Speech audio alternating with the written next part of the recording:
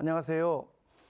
오늘은 2080년을 위한 그림이라는 주제를 가지고 같이 이야기를 나눠보도록 하겠습니다. 저는 어떤 의미에서 시대와 현실에 대한 주제 그리고 그것에 대한 이야기 담론을 작품으로 끄짐없이 풀어가야 된다고 생각하는 사람 중에 하나입니다. 그래서 시의성을 매우 중요시 여기고 그리고 사람이 정의로운 일을 하는 데 있어서 어떠한 어려움과 난관이 있어도 그 정의는 지켜야 된다고 생각하는 사람 중에 또 하나입니다.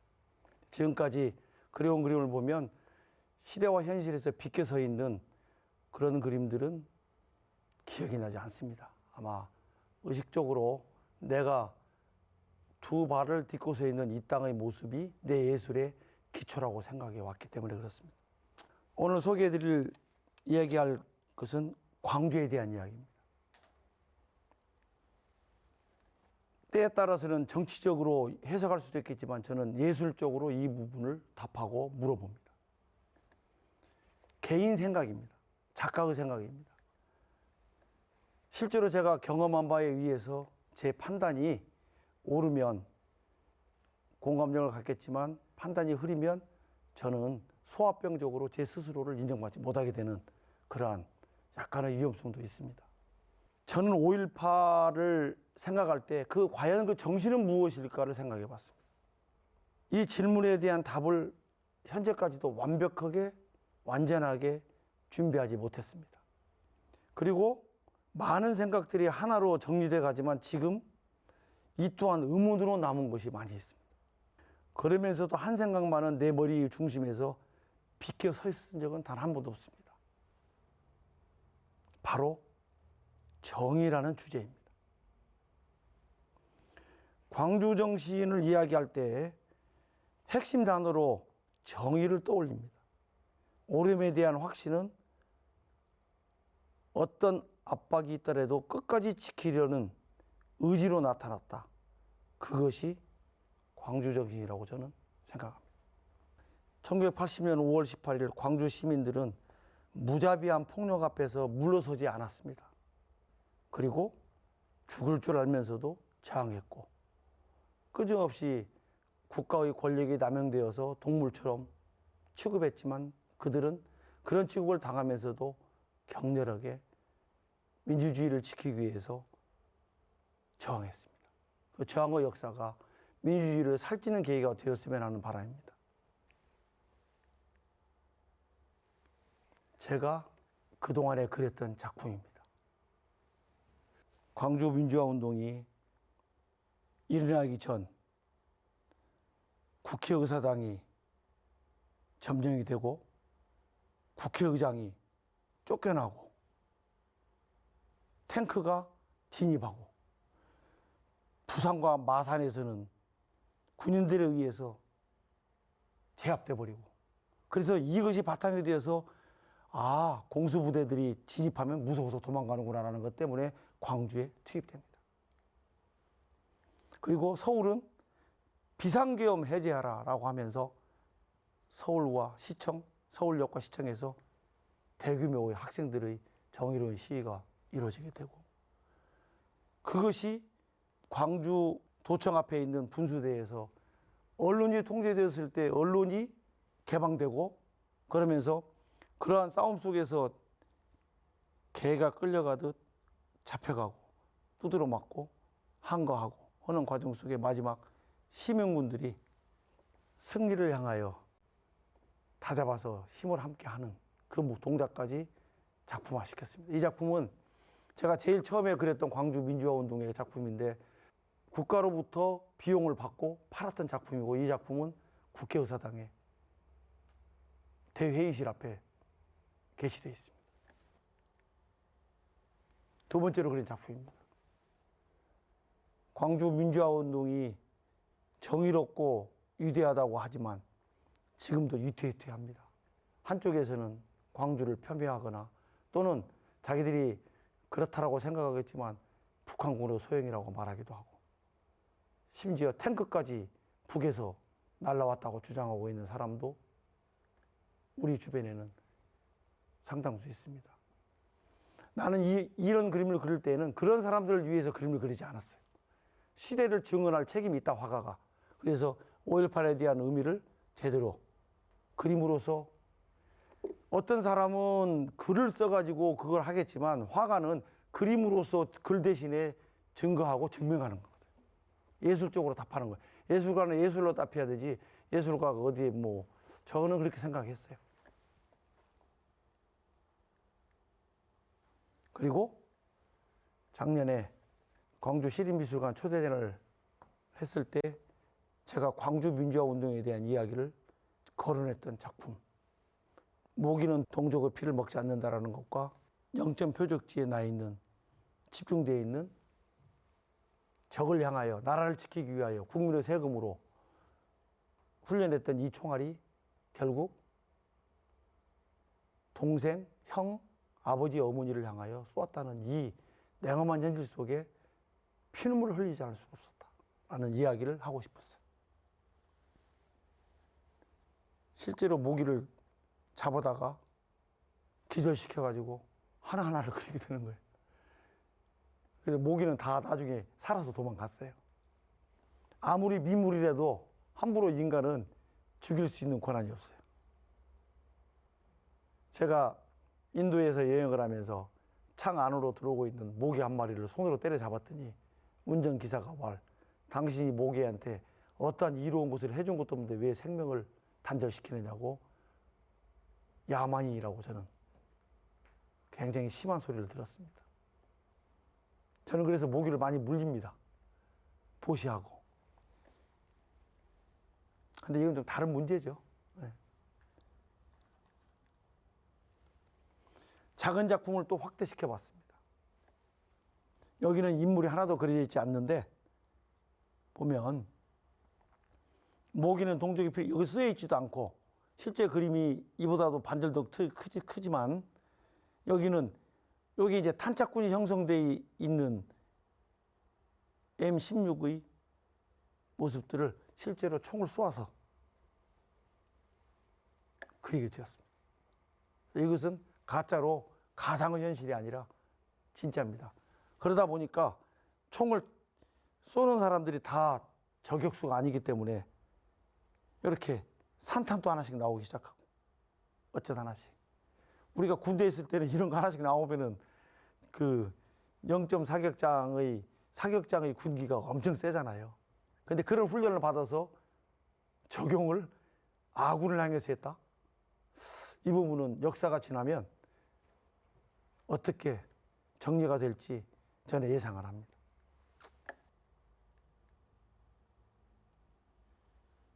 그래서 제가 그랬던 작품이 왼쪽 것은 전체고 오른쪽 것은 부분입니다. 황학동에 있는 헌 물건들을 파는 데를 가보니 훈련소에서 사용한 영점 표적지가 수북이 나왔어요. 아, 이거다. 결국은 영점 표적지부터 모든 살상이 시작되는 거잖아요. 표적지를 붙여서 표적지 위에, 여기에는 전부 구멍이 다 뚫려 있어요. 요 주변에 다. 지금 우리 군대 갔다 온 분들은 다 기억하죠. 이렇게 쭈르륵 맞으면 이것은 호흡곤란. 이렇게 돼 있으면 이제 한 번씩 이제 막 이렇게 좌우로 오면은 이것도 마찬가지로 어깨 힘을 빼야 되는데 어깨 힘을 주어서 띵띵 쏘는 거죠. 이렇게 돼 있으면 합격, 동그라미 딱 쳐주고 볼펜으로 가지고 이 무수한 시간 동안을 발로 밟히고 두드려 맞고 그러면서 훈련했던 것을 결국은 동족을 향하여 총포를 거꾸로 돌려버렸다는 것을 이 작품을 통해서 말하고자 싶은 거죠. 어쩔 수 없이 죽을 줄 알면서도 광주 사람들은 시민군을 결성하여 스스로 싸울 수밖에 없었고, 이들은 이때 총을 들고 있지 않습니다. 이때는 총을 들고 있었고, 며칠 뒤에는. 그래서 막대기로 때리면서 김대중을 석방하라, 비상기험 해제하라, 더 이상 우리에게 총풀이를 겨누지 마라, 이런 이야기들이 계속 이제 떠들었던 거예요. 그럼에도 불구하고 세월이 지금 많이 지났는데 광주 민주화 운동에 대한 그 이야기들은 어떻게 흘러가고 있는지 지금도 현실을 생각하면 암울합니다. 국회에서 광주 민주화 운동을 허구다 라든가, 또는 광주 민주화 운동에 참여한 사람들은 때에 따라서 가짜가 많다라고, 그리고 모든 역사적인 현실이 증거가 있는데도 불구하고 그 증거를 곡해해서 왜곡시켜서 해석하려고는 또 다른, 믿지 않으려고 하는 또 다른 세력이 있어서 우리 사회가 서로가 공동체 정신을 훼손시키지 않고 살기는 참으로 어렵다는 것을 느끼게 됩니다.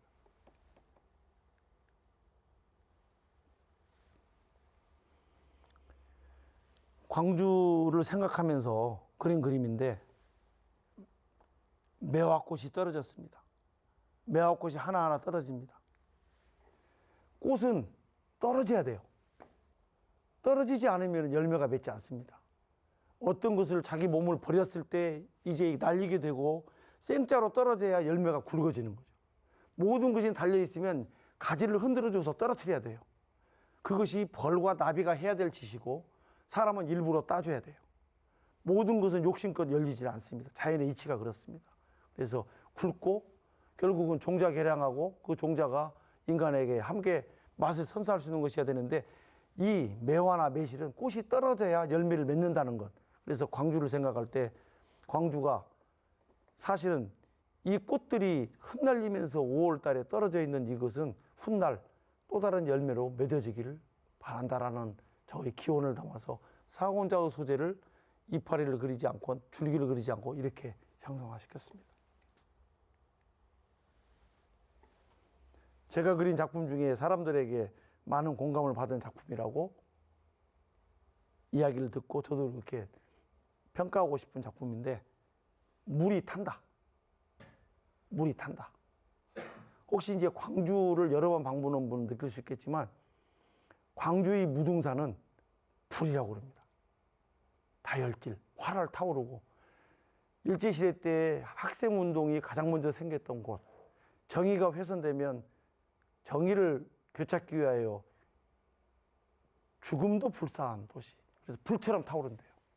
그러나 그 불처럼 타오르는 무등산 옆에는 담양호가 있어서 물이 항상 냉정함을 잃지 않게 한다 라고 하는 이야기가 현재까지 전해지고 있어요. 그래서 불과 물은 상극이지만 불이 타는데, 물이 불로 바뀌는데 결국은 그것이 균형감 있게 세상을 바라보고 있는 관점으로 광주라는 도시가 존재했고 했을 것이라는 생각을 해봅니다. 그 많은 세월 동안 많은 사람들이 죽었지만 우리의 기억되는 사람은 저명한 인사가 계속 거론됩니다. 광주는 저명한 인사냐 아니냐의 문제가 아니고, 남자냐 여자냐의 문제가 아니고, 이름 없이 죽어간 수많은 사람들 앞에서 목숨을 당시에 같은 피어 냄새를 맡았던 사람으로서 부끄럽고 죄송스러운 부채의식을 가져야 된다고 생각을 해요.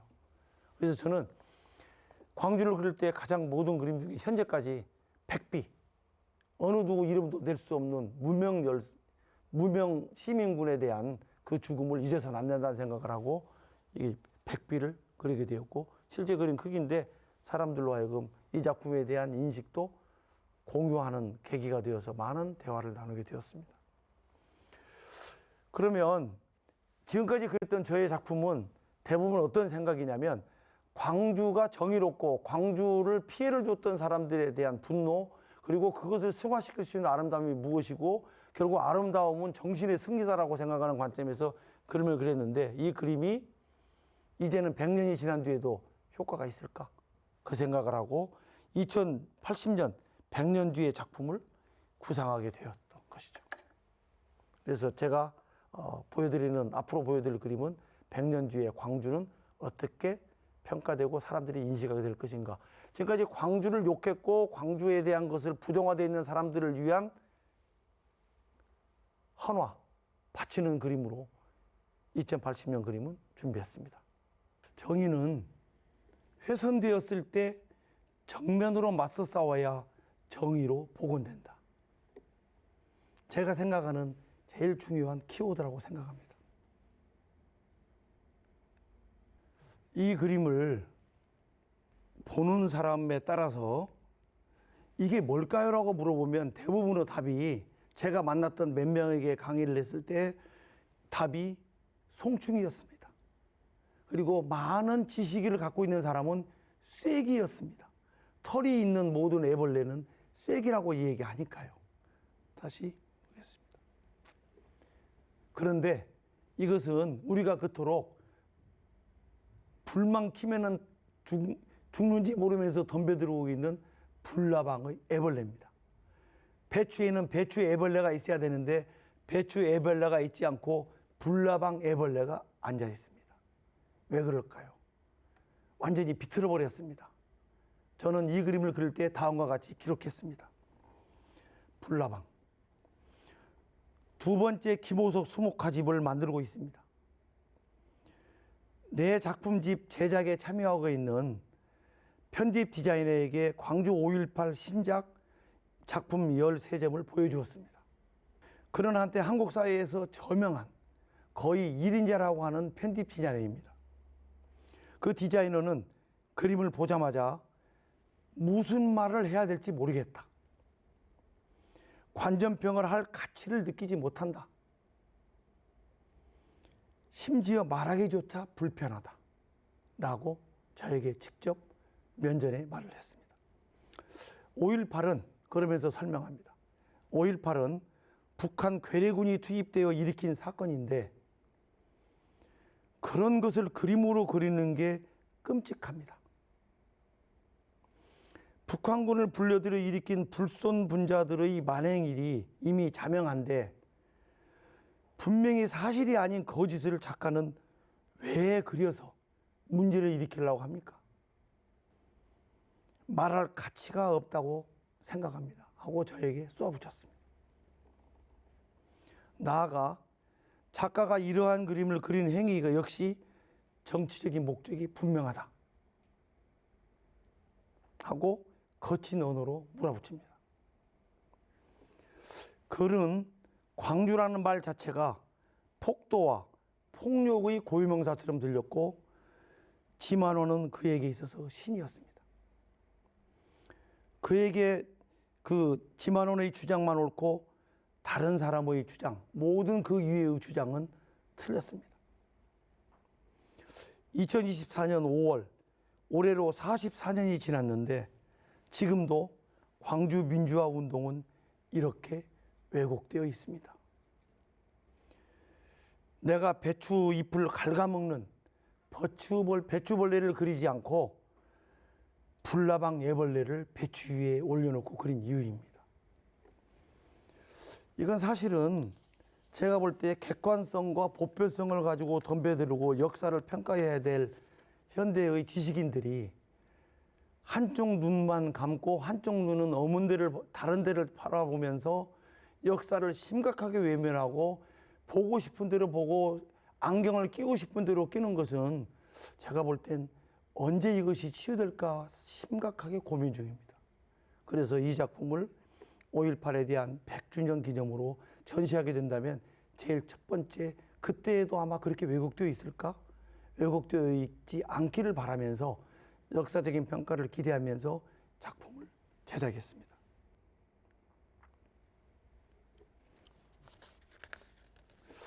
두 번째로, 인간이 지니고 있는 대부분의 말들은 때에 따라서는 믿지 못할 수도 있습니다. 책에 쓰여 있는 것도 믿지 못할 수도 있어요. 오늘 조금 전에 이야기를 하면서 진행한 것 중에 하나가 팩트 그러는데 팩트만 찾다가 진실을 찾을 수 있을까요? 라고 말을 들었습니다. 팩트 속에 숨어져 있는 또 다른 의미, 그 의미 속에 숨어져 있는 또 다른 음모, 그 속에 숨어져 있는 또 다른 가면을 벗겨보니 그 속에 또 다른 가면이 있음을 간과하지 않고 직접적으로 파고들지 않고 간과하게 된다면 어떻게 보면 사실은 계속 왜곡될 수밖에 없을 것입니다. 그래서 저는 인간의 눈이 아닌 동물의 눈으로 접근해 보고자 했습니다. 그래서 제가 작품 제목을 정할 때 꼬리가 기억하는 역사. 이 그림은 5월 18일 광주 민중항쟁을 기억하지 못하는 후세인을 위해서 남기는 작품입니다. 나는 인간이 그토록 하찮게 여기며 혐오하는 지의 눈과 귀 그리고 꼬리의 언어를 빌려서 감상자가 작품에 감흥하도록 의도하였습니다. 5월 27일 지의 시간 1시부터 2시까지입니다. 긴장과 공포가 미친 파도처럼 휘몰아칩니다. 어디에? 광주 도청입니다. 어느 한 곳 몸을 숨길 때조차도 없습니다. 결전의 순간이 다가오자 지우 꼬리도 대꼬챙이로 고정시킨 듯 박제화되어 움직임이 없습니다. 저는 도청의 어느 부분에서 사람들이 군화 소리도 들리지 않고 그냥 결전의 시간에 가장 휘몰아치는 그 고통, 적막감 속에서 쥐도 이렇게 사방에서 벌벌 떨고 있으리라고 사유를 했습니다.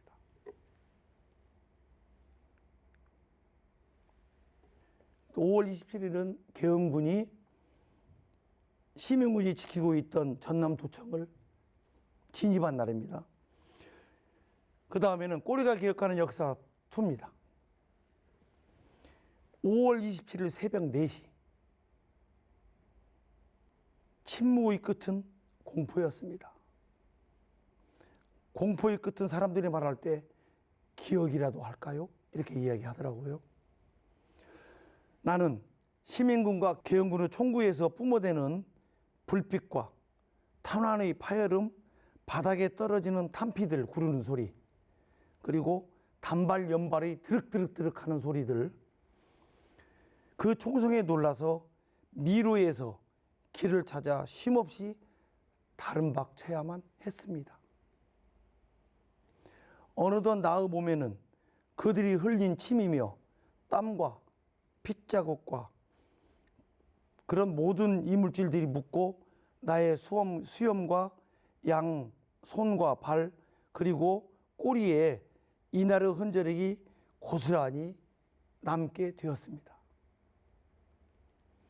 나는 그것들을 내가 원하든 원하지 않든 도청 마룻바닥에 남길 수밖에 없었습니다. 이 그림은 나의 꼬리가 남긴 절체절명의 기억 끝입니다. 짐작하셨겠지만 저는 지금 계속 대화를 화자가 쥐입니다. 쥐가 말하고 있습니다. 그런데 앞에 것은 쥐가 벌벌 떨고 있는 공포의 상황이고 이 뒤는 총알이 쏘는 소리와 그 순결한 고등학생들이 무장을 하지 않는 고등학생이 죽음을 당하고 피를 흘리고 있는 모습을 보면서 쥐가 아야 쥐야 나 살려라 그러면서 이리 뛰고 저리 뛰고 하면서 바닥에 흘린 땀, 피 여러 가지 분비물들을 묻히고 바닥에 쥐들이 그려놓은 그림을 제가 그대로 복제한 상황입니다. 이 그림은 제가 그동안에 그렸던 붓으로 그리지 않았습니다. 쥐의 꼬리입니다. 실제로 쥐의 꼬리를 대롱을 만들어서 이건 다른 동물의 꼬리들이죠. 이 그림만큼은 쥐의 꼬리로 그렸습니다. 쥐의 언어를 가지고 하게 이 꼬리를 잡고 바탕에 종이를 눕혀놓은 상태에서 제가 그리고 있습니다. 다시 말씀드리면 이 작품은 붓질이나 목탄이나 내 손가락으로 그린 작품이 선이 하나도 없이 모든 게 쥐꼬리의 언어로만 발현하고 싶었던 그림입니다.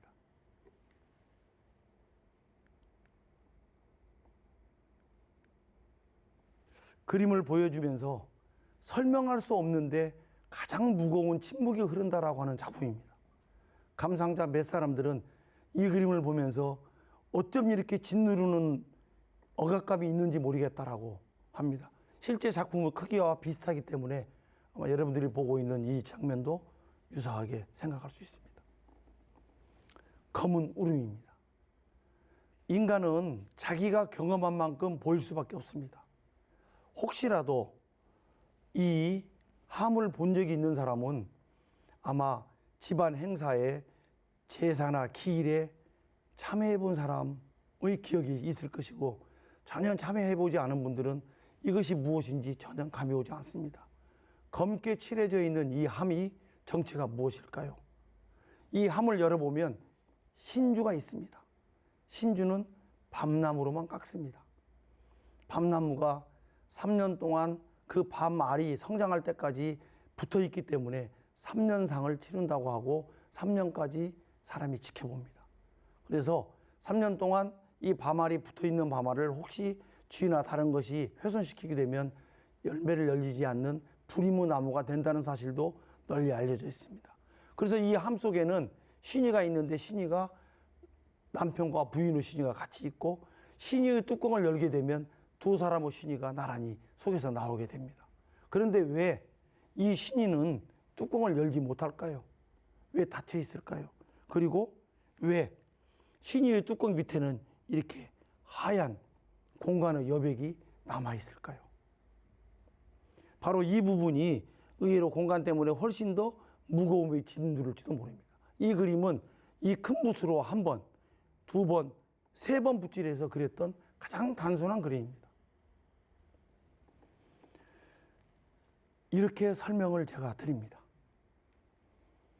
이 작품은 그림에서 신을 매우 중요하게 생각한다고 여러 번 강조했습니다. 신은 말하는 신도 있겠지만 내 마음속에 있는 신이 여러 가지가 존재하죠. 정신의 신도 물론 신입니다. 신의 의미를 언어로 정의하는 것을 사실은 쉬운 일이 아니지만 그래도 신과 본질에 대한 추구는 동서양을 막론하고 계속되었고 지속되어 왔습니다. 인간이 조상의 삶을 근거로 본받아서 옳은 방향성을 추구하듯 저 또한 근본적 가치를 추구해 왔습니다. 근본이 있는 가치를 추구하고자 노력해 왔습니다. 그러나 저는 오늘의 저를 있게 한 신이 앞에서 다른 사람의 성씨가 혹시 참배 왔을 때에 신이의 뚜껑을 열지는 않습니다. 그리고 문 밖에서 청석을 깔고 그냥 참배를 할 뿐이죠. 절대로 신이를 함부로 열어주지는 않습니다. 신이는 그만큼 그 돌아가신 분과 동일체라고 여기는 거죠.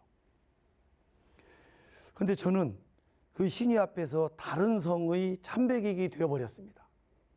신이 함을 열지 못하고 머뭇거리는 것이 그분들이 흘리는 검고 하얀 통곡 때문이었는지 아니면 세상의 잣대를 참아 보여드리고 싶지 않은 것인지 모르겠습니다.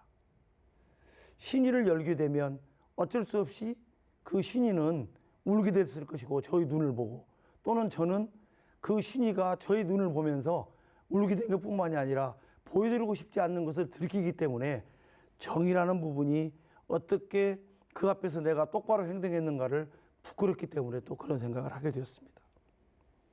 그렇게 하는 것이 무의식의 발로였는지 저는 알 수가 없습니다. 분명한 것은 제 스스로 저만의 손길, 저만 어떤 신이든지 작가는 그림을 그리고 나서 제가 저만하지 않고 모시지 못합니다. 이 신이를 뚜껑을 여는 것도 제 스스로는 저만이라고 생각합니다.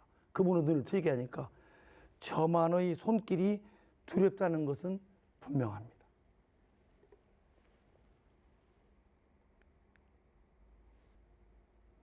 이렇게 그려져 있습니다. 제가 그렸던 이 전체 작품의 주제이기도 하는데 제목은 소통불능입니다. 과연 뭘 그렸을까요? 만약에 이걸 시청자분께서 보고 있을 때 단박에 맞추는 딱 그런 분이 있다면 제가 개인적으로 그분에게 굉장히 귀한 선물을 드릴 용의가 있습니다. 사실은 소통할 수 없는 그림을 왜 보여드렸을까요? 참으로 제 스스로도 이 그림을 보여드릴 수밖에 없는 이유가 안타깝습니다. 이 그림은 무슨 형상인지 알 수 없고 알았다 하더라도 도저히 상황을 이해할 수 없을 것입니다. 그래서 제가 소통불능이라고 했습니다. 죽임을 당한 자가 언제 나타날지도 모르는 가족을 기다리는 이 기막힌 현실. 길고 긴 침묵이 단절되어 갇혀 있습니다. 살아있는 것은 부드럽고 유연하며 곡선적입니다. 그러나 죽은 것은 이와 정반대죠. 덧붙여 부패를 동반합니다. 그래서 5월의 냄새는 잊혀지지 않고 공기에 기억되어 있다라고 누가 얘기합니다.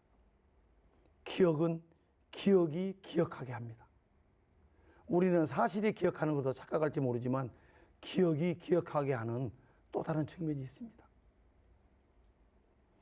죽음은 부패를 동반하면서 온몸을 부풀게 하고 아픈 곳을 선명하게 하여 생의 마지막 순간을 남기고 증언합니다. 어릴 때 미영새, 제가 어릴 때는 미영새라고 했는데 박새라고 표준화되어 되어 있더라고요.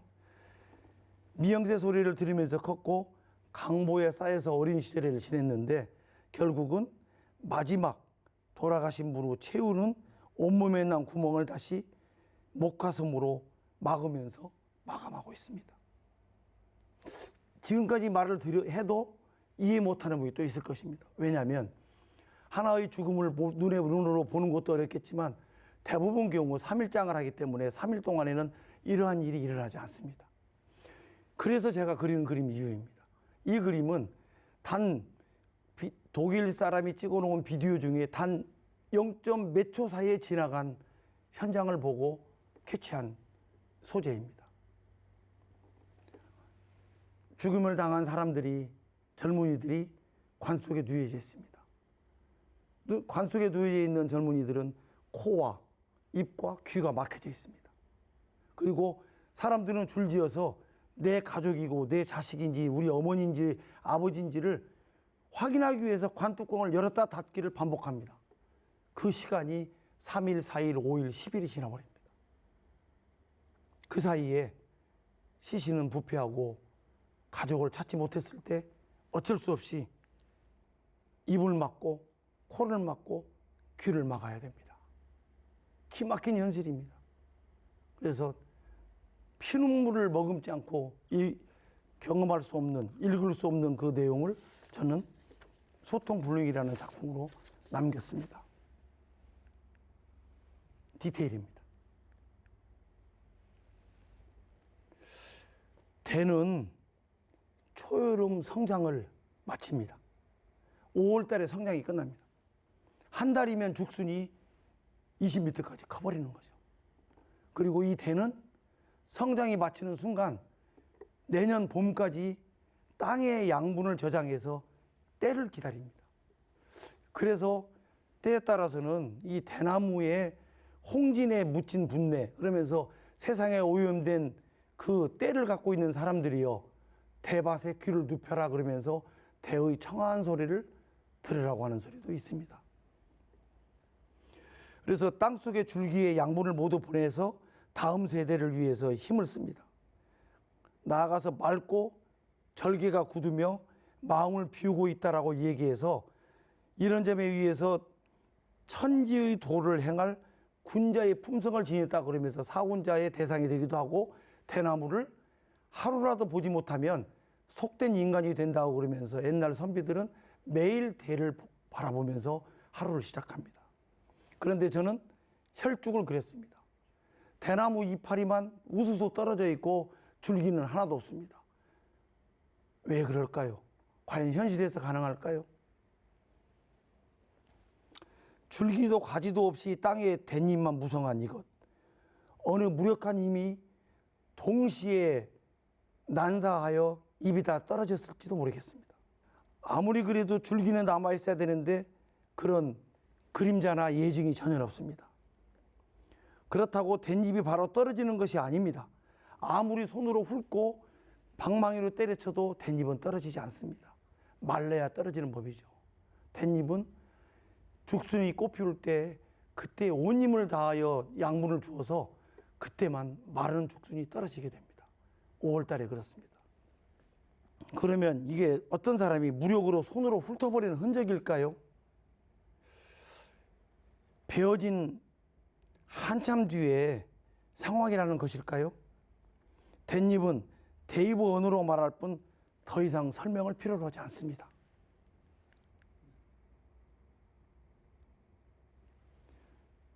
분명한 것은 대나무가 그림의 소재로 등장한 동양권에서 대이파리만을 그린 사람으로서는 아마 최초일 것입니다. 혈죽 2. 죽순이 솟아날 때 무섭습니다. 땅 속에 그 단단한 땅을 팍팍 뚫고 빠개져 치고 올라옵니다. 그러면서 생명력을 느끼게 되죠. 아무리 짓밟고 이처럼 누가 덩그러니 빠개버려야 가져가고 있는 죽순이 있다 하더라도 죽순이 나오는 게 정말로 눈 깜박할 사이에 펑펑 솟아오릅니다. 댄잎이 있는 이 현장에서는 과거의 흔적들이 지워지고 없어졌는 것 같은데 어느 날 보니 새로운 또 다른 희망의 싹이 불쑥불쑥 튀어오르는 그것, 그게 아마 광주의 정신이 정의라면 혹시 훗날에 이렇게 나오지 않을까 이런 생각을 해봤습니다. 이 작품을 보여주니 저는 정말 참담한 심정으로 작품을 그렸는데 매우 아름다운 여인이 누워서 눈을 뜨고 있습니다라고 답을 했습니다. 사람은 자기가 바라보고 있는 관점이 다르죠.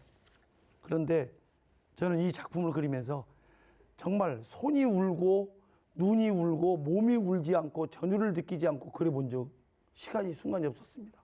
그만큼 트라우마가 심했는데요. 마지막 도청을 지키다 절명한 시민군의 대변인 윤상원이라는 분의 모습입니다. 그는 이렇게 절명했습니다. 돌아가셨습니다.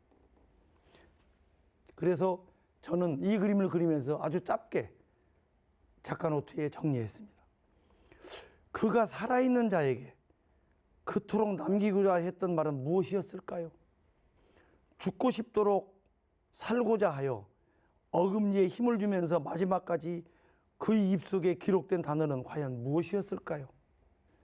빠진 위쪽 좌측 앞니만이 그때 그 순간을 오독오독 씹어 깨문 듯 정치한 단어로 기억하고 있을 거라고 생각합니다. 실제로 마지막 장례를 치르기 전에 도청에서 총을 맞고 절명한 사람의 모습입니다. 주변이 많이 있습니다만 다 정리했습니다. 그리고 이 붓은 단 한 번도 힘을 주고 그린 붓이 없습니다. 마치 힘이 빠져서 죽어있는 붓처럼 저는 형해화되어 있는 붓처럼 붓으로 그렸는데 어떤 사람은 이 그림이 꽃처럼 날개로 흐물흐물하게 꽃이 핀 것처럼 보인다고 합니다. 이 사람은 윤상원이라는 분은 이렇게 왼쪽 눈을 뜨고 오른쪽 눈은 마른 눈물 자국이 지금 말라 있습니다. 과연 마른 눈물 자국이 말을 하고 떠 있는 이 힘없는 눈이 말을 하고 있을까요? 저는 이것과 이것 더불어서 그의 어금니를 깨물고 있는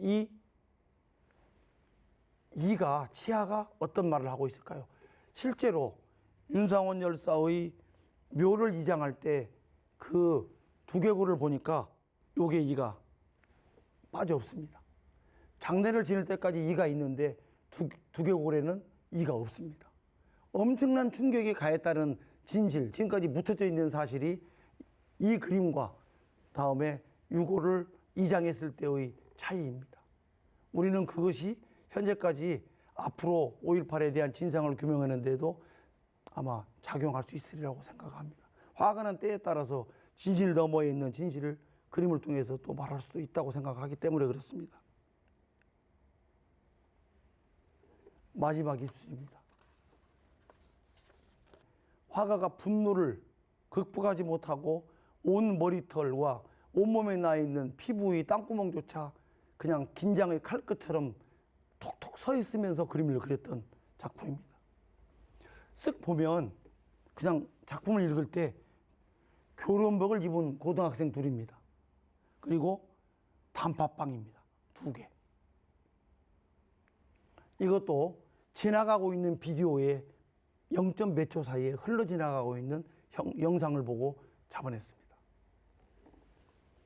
교련은 북한군의 도발과 무장공비 침투로 인한 사건으로 인해 1969년도에 부활되었습니다.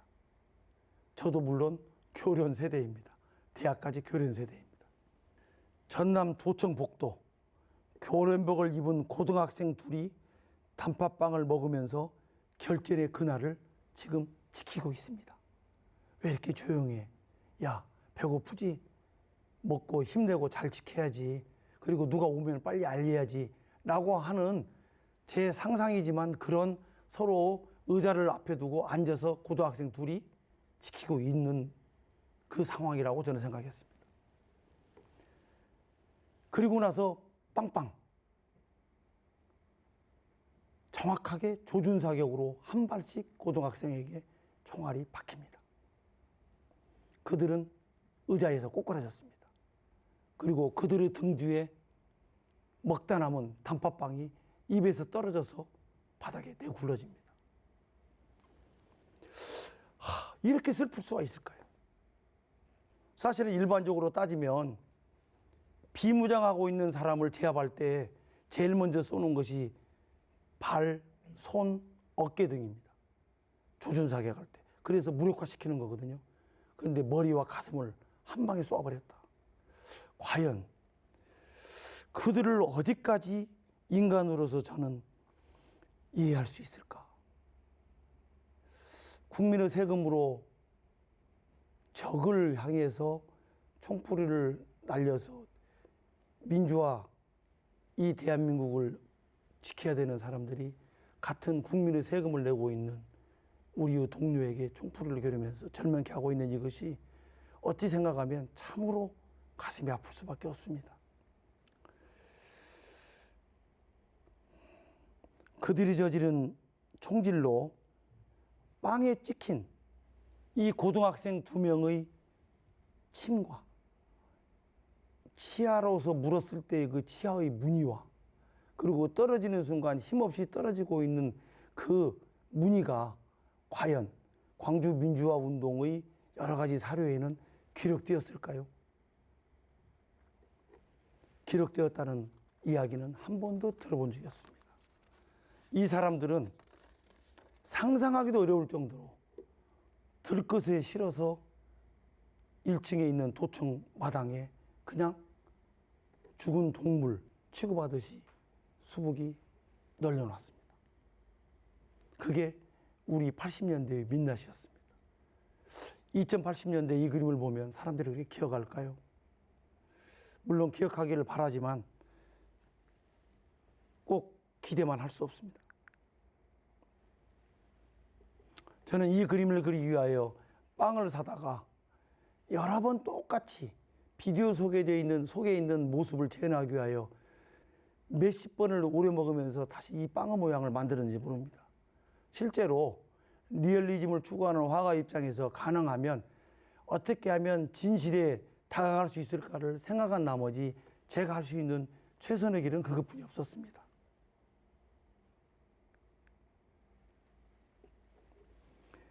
이 그림을 보여주면 아까 소통불능이라는 그림이 이제 생각이 나실 겁니다. 실제로 이런 모습입니다.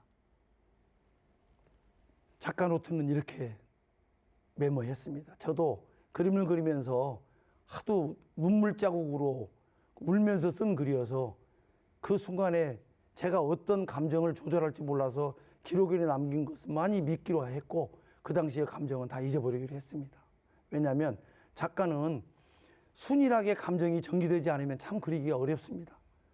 분노로서만 붓질할 수가 없거든요.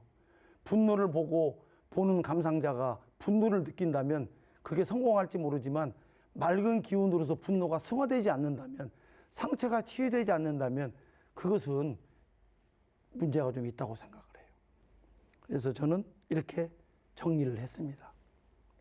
사이렌 소리가 위급함을 알리더니 피투성이가 된 사람이 들끝에 실려 응급실에 들려옵니다. 바로 조금 전 고등학교 1학년 여고생이 헌혈이 필요하다는 소리를 듣고 기독병원에 가서 헌혈하고 막 나온 참입니다. 그 여학생이 30분이 지나자 시신으로 다시 돌아옵니다. 세상에 총을 들고 무장투쟁하지도 않는 그 순결한 여학생이 다시 또 들어오는 정말 이러한 상황을 생각해 보십시오. 그리고 그 학생이 이 속에 들어가 있다고 한번 생각해 보십시오. 부모가 모르는 사이에 이 속에서 며칠 동안을 지낸다고 생각해 보십시오. 죽은 자가 누군지도 모르고 무작정 기다려야 하는 죽음의 침묵이 가장 무섭습니다. 물론 가족들은 자신의 가족이 죽었으리라고 상상하지도 못한 애측 불허의 시간이었을 것입니다. 좀 늦겠지. 아니면 너무나 소통이 어려우니까 친구 집에 있겠지. 전화가 다 불통이니 연락이 안 되겠지라고 상상하기 십상이죠. 수위도에 있지 못한 죽은 자들의 맨 얼굴로 가족들이 알아보도록 관뚜껑을 연 채 누워 있습니다. 수많은 실종자 가족들이 죽은 사람을 보고 내 가족이 아닌 것에 안도하고 동시에 내 가족이어서 비로소 눈을 감게 하는 기막힌 두 극과 극의 상황이 긍정적으로 지금 기운을 휩쌉니다.